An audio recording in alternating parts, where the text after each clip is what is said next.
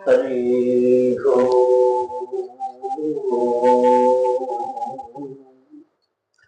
శ్రీ గురుభ్యో నమః. పవిత్రాత్మ స్వరూపులారా, ఇంతవరకు మనకి గురువు గీత ఒక్క విషయాన్ని సక్రమైనటువంటి విశేషంలో మనకి మరి వైర సుబ్బారావు గురువు గారు రాసినటువంటి దాన్ని మన పొన్నం అప్పయ్య గారు చక్కటి విషయాలతో మనకు అందజేసింది. మానవుడు ఎంటమంటే కూడా ఒక అదృష్ట భాగ్యం, చెప్పటం అంటే అదొక భాగ్యం, ఎంటమంటే అదొక భాగ్యం. భక్తిలో ప్రధానమైన భక్తి ఏమిటి అని అంటే శ్రవణ భక్తి ప్రధానమైంది అని చెప్పారు. శ్రవణం అంటే వినటం. భక్తిలో మొదటిది శ్రవణ భక్తి పెద్దది అని చెప్పారు. మరి శ్రవణం వినాలిగా. శ్రవణం విన్న తరువాత దాన్ని ఇంటికి పోయినాక మననం చేయాలి. ఇవాళ గురుగీతలో ఏమేం చెప్పారు, మరి గురువు గారు ఏమేం చెబుతున్నారు అనే విధానాన్ని ఆలోచించాలన్నా వద్దా? మొదటిది శ్రవణం అయితే ఇంటికి పోయినాక విచారించటం మననం. ఈ మననం చేసిన దాన్ని రేపు బదట్లో పెట్టాల, శాలలో పెట్టాల, ఓడంలో పెట్టాల, అనేక మందికి ఫోన్లో చెప్పాలి. మాకు ఇటువంటి కార్యం ఈ రకంగా చెప్పారు, ఈ రకంగా చెప్పారు. ఇది ఒక అదృష్ట భాగ్యంగా జరుగుతుందన్న విషయాన్ని అనేక మందికి మీరు బజార్లో చెప్పాలి. బజార్లో చెబుతారు, శాలలో చెబుతారు, ఓడల్లో చెబుతారు, మరి రకరకాల ఫోన్లలో చెబుతారు, ఎట్టనో చెప్తారు. మంచి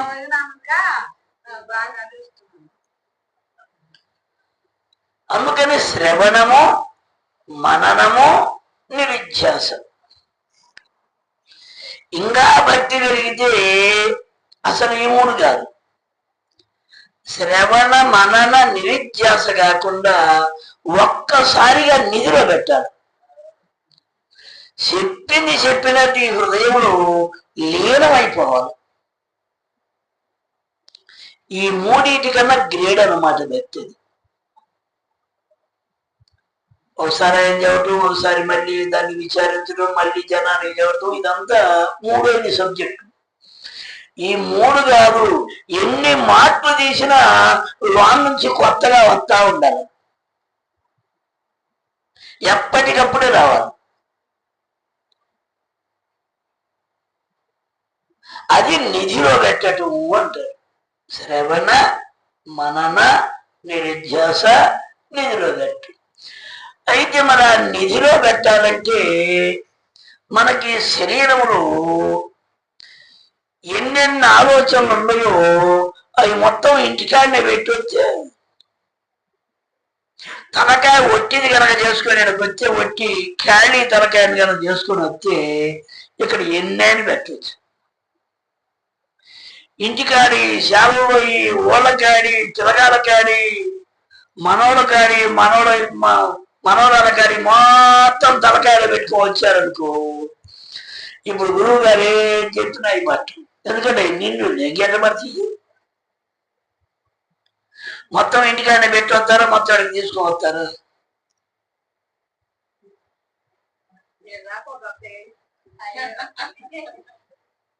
మనకు అర్థం కావాలి. ఇంటికాడనే మొత్తం పెట్టి వస్తారా, ఇక్కడికి వచ్చిన దాకా తీసుకొచ్చి మళ్ళీ వాటిని మోసుకుంటూ కూర్చుంటారా?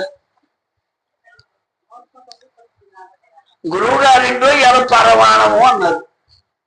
పరమాణం అంటే ఎట్టుంది? బాగా తీయంగా అమృతం.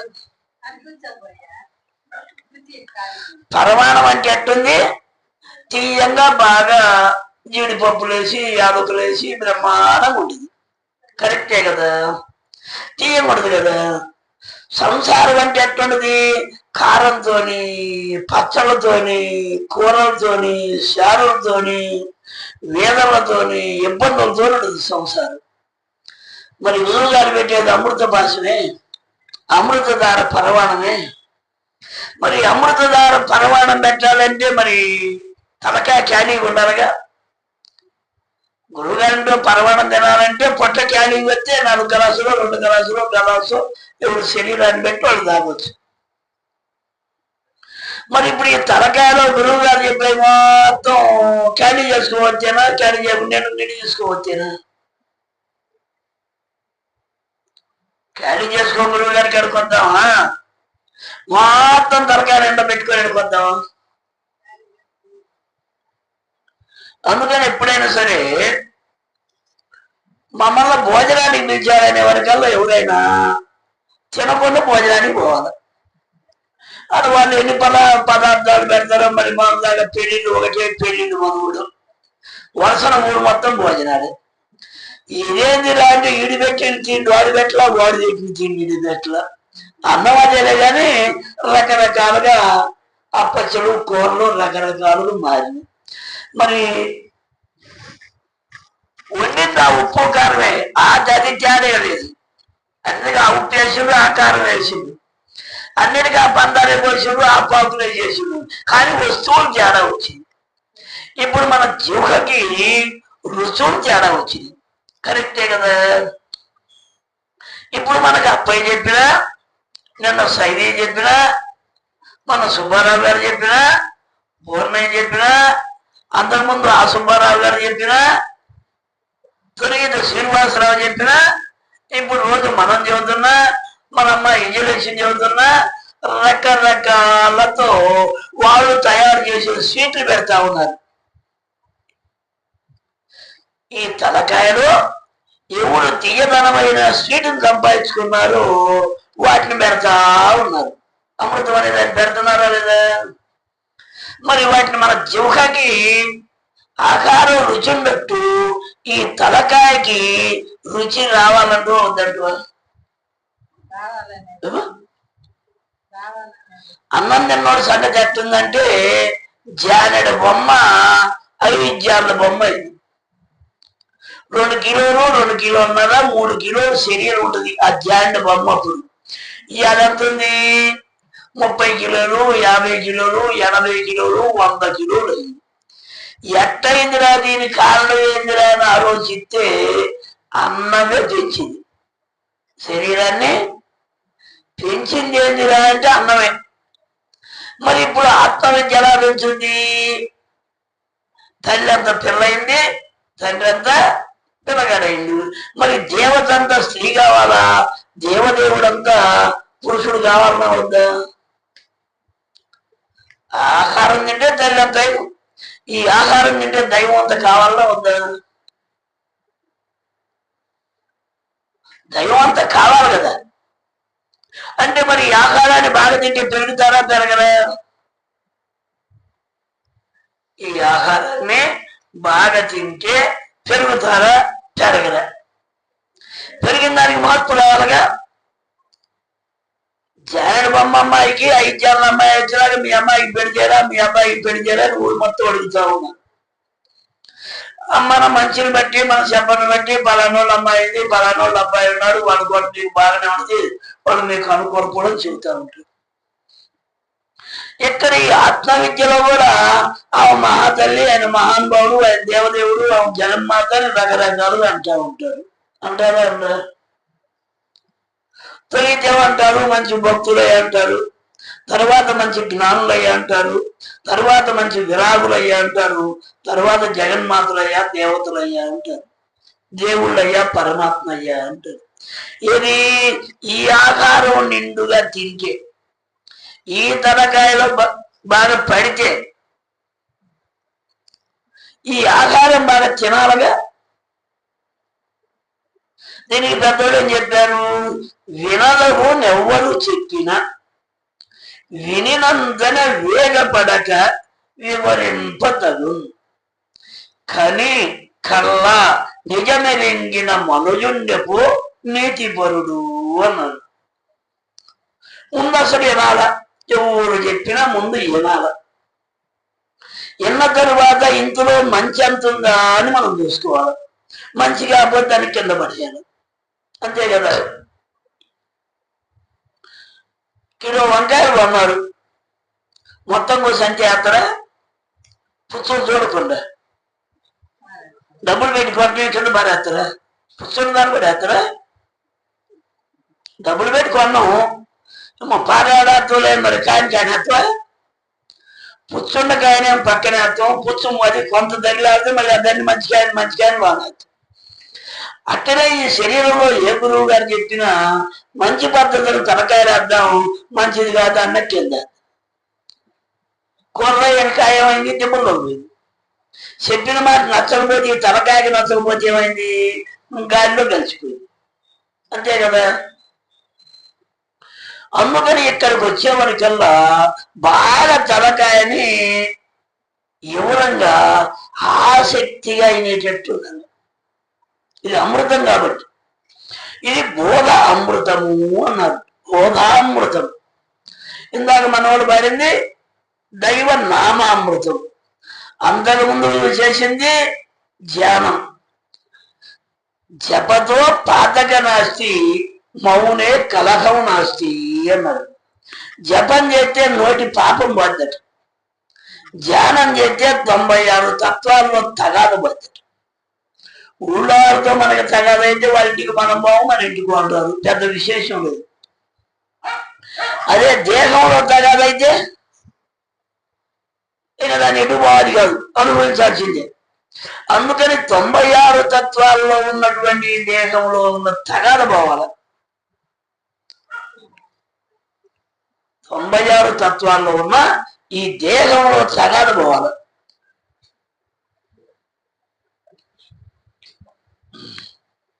ఇందా గురుగీతలో చెప్పింది ఏంది, ఆనందంలో ఎప్పుడూ ఉండాలా. సంతోషం అయితే కాసేపు ఉండొచ్చు, మళ్ళీ పోవచ్చు. ఆనందం అయితే తగ్గే పని లేదు అని గురుగీతలో మనకి ఇందాక అప్పయ్య చక్కటి విషయాన్ని చెప్పింది. మరి ఆనందో బ్రహ్మ అన్నాడు, దివా బ్రహ్మ అని చెప్పల. కృష్ణ పరమాత్మని చంపటానికి వచ్చినా ఆనందంగానే ఉంటాడు, వాడు చంపుతున్నా ఆనందంగానే ఉంటాడు, ఆయన్ని తిడుతున్నా ఆనందంగానే ఉంటాడు, భార్యలతో ఉండా ఆనందంగానే ఉంటాడంట, మామూలు ఉండా ఆనందంగానే ఉంటాడు. ఎందుకని యథార్థ ఆనంద స్వరూపుడు కాబట్టి. ఇప్పుడు మనం అట్టుండాలా లేదా? మనం కూడా అట్టుండాలిగా. భగవద్గీతలో చెప్పిన మాట అదే కదా, దుఃఖము కలిగినప్పుడు దిగులు చెందనివాడు, సుఖమును కలిగినప్పుడు సృహలేనివాడు, రాగము భయము ద్వేషము క్రోధము విడచిన వాడు చిత్తప్రజ్ఞుడని చెప్పబడును అంటాడు ఘంటసాల వెంకటేశ్వర గారు భగవద్గీతలో. అందరూ వెంటనే ఉండవు, వింటలేదా? పెద్ద శ్లోకాలు రాకపోయినా భావాలు అర్థమైతే కదా మనకి. శ్లోకాలంటే దాని మీద శ్రద్ధ ఉండడం, ప్రేమ ఉండడం, చదువుతుంటే వస్తుంటే. పోనీ మనకు చదువు లేదు కాబట్టి దాన్ని తగినట్టు సరి చేసుకోవాలా వద్దా? ఘనసాల గారు పడిన మనమంతా భారతమా? ఘనసాల గారు భగవద్గీత పడిన ఊరు మొత్తం పడితే అందరు ఘనసాల అందులో. అందుకని ఆ ఆనందాన్ని పొందుతా ఉండాల. మొన్న 4 కలిసి 5 కలిసి వండారు, ఊరు మొత్తం తిన్నారు. వండినంత మంది 4 5 లేదు 10 మంది చేసుకో, 10 మంది వండితే ఊరు మొత్తం తిన్నాం. అనేక ఊరు చుట్టాలు జనం కూడా తిన్నారు పెళ్ళిళ్ళకి. కరెక్టే కదా. ఒక ఆయన సంగీతం నేర్పే ఆయన ఉంటే, ఒక ఆయన పాడే ఉంటే, ఒక ఆయన హార్మోని వేసేవాడంటే, ఒక ఆయన నవలం పెట్టేవాడంటే, అనేక రకాల వాయిద్యాలు 10 మంది ఉంటే మొత్తం అన్ని పాట పాడితే ఇప్పుడు కోట్ల మంది అనొచ్చు. వినొచ్చు ఆయన కూడా. ఆడు పాడితే 10 మంది, ఇలా కోట్ల మంది అనొచ్చు. 10 మంది అడిగితే ఊరు మొత్తం తినొచ్చు. మరి ఆత్మ ప్రబోధన కనుక మనం అందజేస్తే లోకమంతా అయినొచ్చు. ఆత్మ యొక్క ప్రబోధన్నే మనం దూరంగా ఒప్పజెప్పగలిగితే ఆత్మస్వరూపాన్ని యథార్థం తెలుసుకోగలిగితే, దైవత్వం ఇయ్యగలిగితే లోక ప్రపంచం మొత్తం అనుభవించవచ్చు. ఎందుకంటే అది అందరికి అవసరం కాబట్టి. అవసరం కదా. పాట ఎవరికి అవసరం? శివుడు శ్రవణానికి అవసరం అంటే తలకాయకి పెద్ద అవసరమే. శివుడు వినగానే శవగారు విచారిస్తవాలేదా? అన్నం ఎవరికి అవసరం అంటే జీవకేం రుచి చూసింది, పొట్టేం హాయిగా అనుభవించింది. జీవకం రుచి చూసింది, దీంట్లో ఉప్పు ఎక్కువైందా, కారం ఎక్కువైందా, తీపి ఎక్కువైందా, పులుపు ఎక్కువైందా చూసిందా లేదా? ఈ బోధని రామ అమృతం కూడా ఇందులో మరి రామ కథ బాగుందా, కృష్ణ కథ బాగుందా, బ్రహ్మంగారి కథ బాగుందా, ఇంకొకాయన కథ బాగుందా అని రకరకాలుగా విచారిస్తూ ఉంటుంది. ఇవన్నీ కూడా మన బుర్రకు సరిపోతాయా లేదా? ఈ అన్ని కథలు కూడా మన బుర్రకాడికి వస్తాయా, మన తలకాయల బుర్రకు సరిపోకుండా ఉన్నాయా? వాళ్ళందరి జీవితాలు మన కుటుంబానికి సరిపోయే ఉన్నాయా, సరిపోకుండా ఉన్నాయా? మన జీవనోపాధికి వాళ్ళవి మనకి సరిపోయినా, సరిపోలేదా అని మనం విచారించాలో లేదా? రాముల వారి కుటుంబ కథ మొత్తం మన కథే. కృష్ణ పరమాత్మ జీవితం గాని, భార్యలు గాని, యుద్ధాలు గాని మన జీవనమే. అంతర్జీవనం అన్నమాట. మన అంతర్జీవనంలో కృష్ణ పరమాత్మ కనిపించేంతమంది బలరాములు ఇద్దరు కలిసి 23 అక్షోణీల జనాలు చంపారు.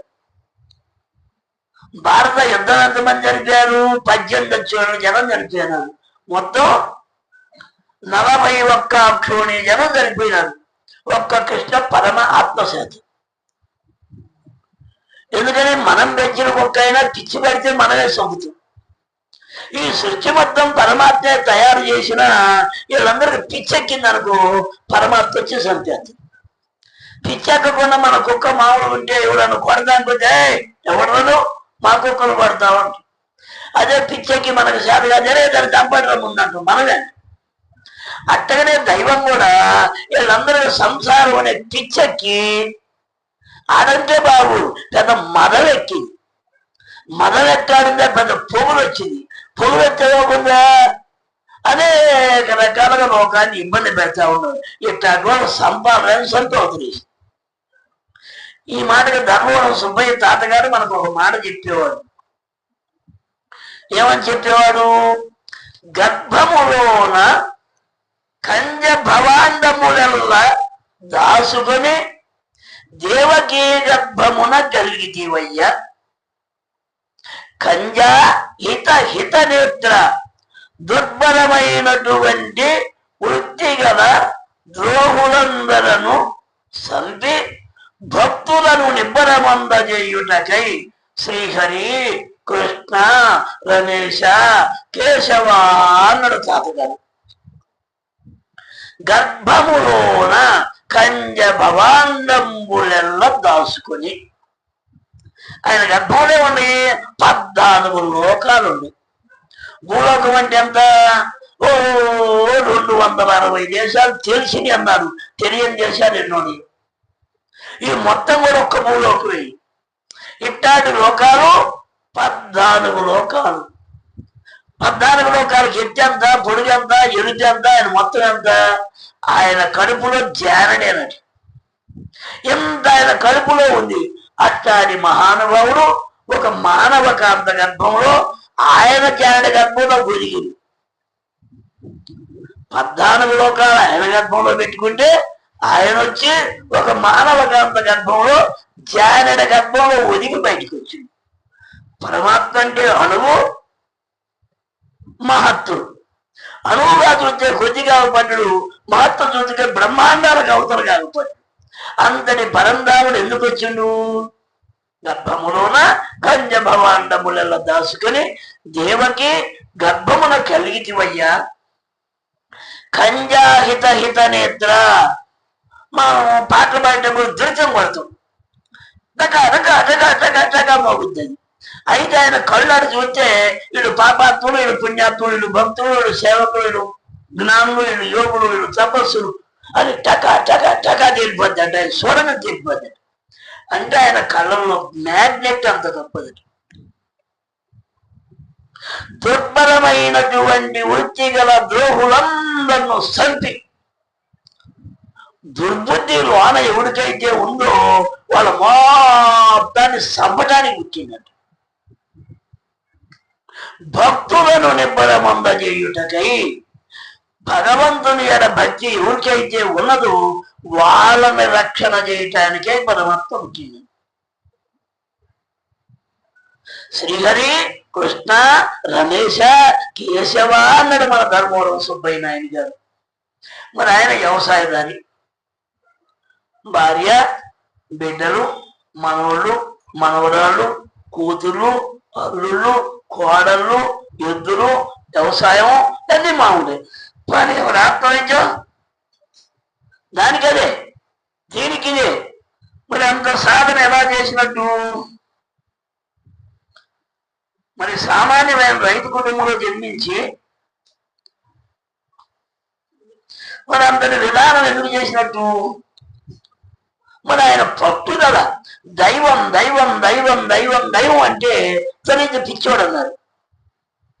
తొలిత ఏమన్నారు?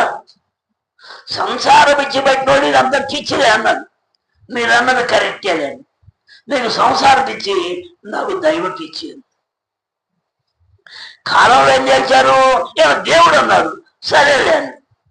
పిచ్చోడు అన్నాడు, సరేలే అన్నాడు. నువ్వు దేవుడివేనా? సరేనన్ను. ఎందుకని? వీడికి ఏది ఎట్టుంటే అట్లా అనుకోని నాకు వచ్చిన బాధ ఏందని అనుకోవాల్సినోడు దేవదేవుడు చేసింది. ఇవాళ మన పల్నాడు ప్రాంతంలోనే ఒక మహనీయుడిగా ప్రకాశిస్తా ఉంది. పెద్ద గుళ్ళతో, పెద్ద గదిగోపునాలతో, మరి వేల మందికి అన్నదానాలతో, నిరంతరం నుంచి బ్రాహ్మణ పూజలతో, మరి ఇంత లెక్క ఎదిగినట్టు బ్రహ్మత్వం వామయించి ఈ దేహంలో దేవదేవుడైన పరంధామును దర్శనం చేసుకుంటే ఈ లోకమంతా ఎలిగేటోడు చేసింది. మరి అటువంటి మహానుభావుడు చెప్పినటువంటి మాటలు మనం వినాలా లేదా? మన దేహంలో ఉన్నటువంటి దుర్భరమైనటువంటి వృత్తులు పోగొట్టుకోవాలన్నా ఉంచుకోవాలన్నా? పరంధాముని ఎప్పుడైతే మనం కొలుస్తా ఉంటామో దేహంలో ఉన్న అజ్ఞాన వృత్తులు మొత్తం వాటిని సంపేస్తాడని. దుర్భరమైనటువంటి వృత్తి గల ద్రోహులందరూ చంపటానికి కదా దేహంలో 96 ఉన్నారు. మనగాడు మనగాడు అష్టమదాలు, అరిషడ్వర్గాలు, వ్యసనాలు, తాపత్రయాలు, వ్యసనత్రయాదులు, వాసనత్రయాదులు, త్రిగుణాలు, ఇట్టా సప్త వ్యసనాలు, ఇట్టా డోళ్ళంతున్నారు. వాళ్ళు మొత్తం దుర్భరమైతే బాధ్యత దెబ్బకు నోరు మూసుకొని కూర్చున్నారు. మరి ఎవరిని ప్రకాశింపజేసిండు? గుణవంతుల్ని, సత్యవంతుల్ని, ప్రకాశవంతుల్ని, నీతివంతుల్ని, నిర్మలవంతుల్ని, ప్రకాశవంతుల్ని, లోకమంతా ఎరిగేటట్టు లోన కూర్చొనే శాతం. నువ్వు లోన కూర్చొని ఎప్పుడైతే ఆయన్ని ప్రారంభం చేసి ప్రార్థన చేస్తావు, ఆయన నిన్ను ప్రకాశించేటట్టు అప్పుడు చేస్తావు. ఇప్పుడు మనం ఆయన ప్రార్థన చేద్దామా, సంసారాన్ని ప్రార్థన చేద్దామా? ఏది మంచిది? ఏది మంచిమే? చేయమనిగా తాతగారు చెప్పింది. నేను చేసాను, మీరు చెయ్యండిగా తాతగారు చెప్పింది. పోనీ నువ్వు బాధేది, నేను శనికి పోవద్దాంలా, ఊరికి పోవద్దాంలా, పెళ్లికానికి పోవద్దాంలా, అత్తమగారి కానికి పోవద్దాంలా, డబ్బు సంపాదించుద్దాంలా, నువ్వు ఎటు పోతున్నా దైవాన్ని ప్రార్థన చెయ్యి అని చెప్పాను. బరువా? పెట్టుబడే? కట్టమా? పెద్ద మోత్తనవా? స్మరణ పడిచాడువా? నేను అరగదాతాసిన బెమ్మంగా డ్రామా వేస్తా. ఇటు నోరు పెడితే ఓ అటు పడితే అటు నోరు పెడితే ఇటు పడుతుంది. నాకేం ఆగలేదే. పచ్చి చేస్తాము జనాన్ని చెబుతుందా, కలుపు చేస్తున్నా జనాన్ని చెబుతున్నా, ఉడికోత పోతున్నా, నేను ఒకే జనం పెరగటం. నాకు ఎప్పుడు జనం పెరగాల్సిన దగ్గర తగ్గే పని లేదు. ఏ పని ఆగి నేను స్వామి ఇచ్చాను, ఆగిందే. మీకు ఎట్లా ఆగుతుంది? నాకు ఆగలేదుగా. పోయి డబ్బులు పెట్టుబడి అయితే ఏం పని? నోటి పెట్టుబడిగా బ్రహ్మంగానే నిరంతరం పోల్చుకోవడం, సత్య గారిని నిరంతరం తలుచుకోవడం, తీయంగా ఈ తలకాయగా అమృతం మధురంగా పాడుకోవటం. అంతేనా కదా? ఆయమైనట్టు మన బారి కుడితే తప్ప, నేరమా, అపరాధమా? ఎవరికైనా డబ్బులు కాల్చుంటే నా ఇంట్లో ఖర్చు అంతా అయిపోతున్నాయి అనుకోవచ్చు. అది లేదుగా. నోరును స్మరణే కదా. పని చేయలేని శరీరం పెట్టుకో, శరీరాన్ని పనిలో పెట్టుకో, నోటిని వాళ్ళ మనస్సును దైవంలో పెట్టుకో. నోటితో కూడా అనలేవు, మనస్సు అనుకో.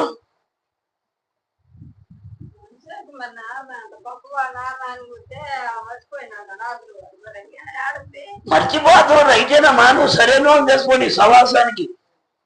ఇప్పుడు ఈ ఊళ్ళో వ్యాపారస్తులు ఎంతమంది, రాజకీయ వ్యవహారస్తులు ఎంతమంది, పనివాళ్ళు ఎంతమంది, పండుపోతోళ్ళు ఎంతమంది, ఎవరు ఎటువంటి కూడా నీకు అర్థమయ్యే ఉంది.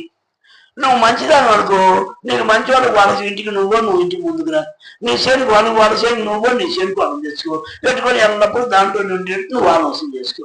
వాడు ఆలోచించుకోవాలా? వ్యాపారస్తుడు దేంట్లో లాభం వద్దని ఆయన ఆలోచించుకోండి. వ్యవహారకర్త ఏంది, మన పార్టీకి ఎంతమంది వస్తాయని ఆయన ఆలోచించుకోండి. సరాయిగా సరాయి చెట్టుకోండి, మా కొట్టుకు ఎవరు వస్తాయని వాడు ఆలోచించుకోండి. వ్యాపార గొడ్డ పెట్టడం లేదు, మా గొడ్డ పెట్టి పోరొస్తాయని వాడు ఆలోచించుకోండి. నువ్వు బతిగా ఎవరు వస్తారో నువ్వు ఆలోచించుకో. ఇప్పుడు నిర్ణయం వాడిది, వీళ్ళ నిర్ణయం వాడకు రాదు, వాళ్ళ నిర్ణయం వీళ్ళకి రాదు. రోజు తగాదులు ఎనబడదామని కొంతమంది ఆలోచిస్తారు, వాళ్ళు ఆలోచించుకుంటారు. పూర్తిగా తనుగోలు చూద్దామని కొంతమంది ఆలోచిస్తారు, వాళ్ళు ఆలోచిస్తారు. ఇది లోకం, ఇది. నువ్వు ఎట్టేందుకున్నావు మనకేమన్నా హక్కుందా? భక్తి చేసుకున్నాడు, భక్తి చేసుకుంటూ, దానం చేసేవాడు దానం చేస్తాడు, ధర్మం చేసేవాడు ధర్మం చేస్తాడు, ధ్యానం చేసేవాడు ధ్యానం చేస్తాడు, ధ్యానం చేసేవాడు ధ్యానం చేస్తాడు.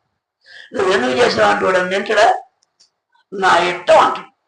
అందుకని మన ఇష్ట ప్రకారంగా మన హృదయానికి నచ్చేటట్టు నచ్చిన వాళ్ళని చేసుకోవటం, మన పని మనం చేసుకోవటం, మన జీవితాన్ని మనం బాగు చేసుకోవాలంటే ప్లానిదని సుబ్బయ్య తాత గారు చెప్పినటువంటి మాత్రమైన ధర్మంగా మనం అంతా ఆలోచించుకొని సర్వులు దండ్రులు రావటమే మూలకాను. సరే, ఇప్పుడు మంగళారతి.